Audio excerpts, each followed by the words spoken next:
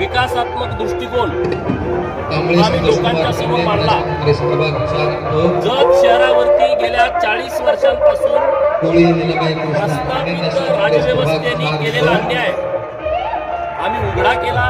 लोकांच्या समोर आम्ही भूमिका मांडली की आमच्या हक्काचं आम्हाला मिळालं नाही। सातत्यानं निसर्गानं जतवरती अन्याय केला, परंतु ज्यांना आपण निवडून दिलं त्या लोकशाही मधल्या जो प्रमुख घटक आहे लोकप्रतिनिधी, त्यांनी सुद्धा जाणीवपूर्वक जतकडे दुर्लक्ष केलं। जत शहराच्या निवडणुकीमध्ये निष्कलंक चारित्र्य संपन्न व्यक्तिमत्व गेल्या 30-35 वर्षापासून बीजेपीचा विचार लोकांच्या मध्ये जावा यासाठी अहोरात्र काम करणारे डॉक्टर रवींद्र आरडी साहेब यांना माननीय देवाभाऊनी उमेदवारी घोषित केली। शहरामधल्या सर्व समाज घटकांना सोबत घेऊन, उपेक्षित वंचित लोकांना सोबत घेऊन आम्ही पॅनेल उभा केला।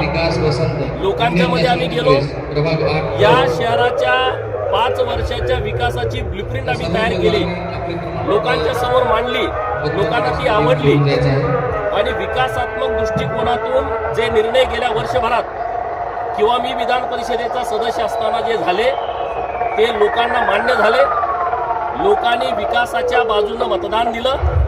मी जत शहरातल्या मायबाप जनतेचं मनापासून आभार व्यक्त करेन की तुम्ही भारतीय जनता पार्टीवरती विश्वास ठेवला आणि तुम्हाला मी हाच शब्द देईन की आम्ही जो शब्द निवडणुकीच्या प्रचाराच्या निमित्तानं ब्लूप्रिंटच्या द्वारे जो शहरातील मायबाप जनतेला दिलाय तो एक न एक शब्द पुढच्या 5 वर्षामध्ये आम्ही पूर्ण करणार।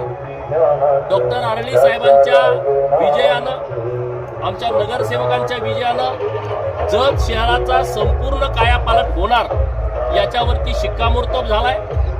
प्रस्थापित राजव्यवस्थेला लोकांनी नाकारलंय, पैशाचं राजकारण लोकांनी नाकारलंय। जिल्ह्यातील प्रस्थापित पुढारी यांनी खूप लक्ष जत नगर परिषदेच्या निवडणुकीकडे दिलं होतं, त्यांना लोकांनी चपराक दिलेले आहे। आमचे जे उमेदवार निवडून आलेत त्यांचं अभिनंदन।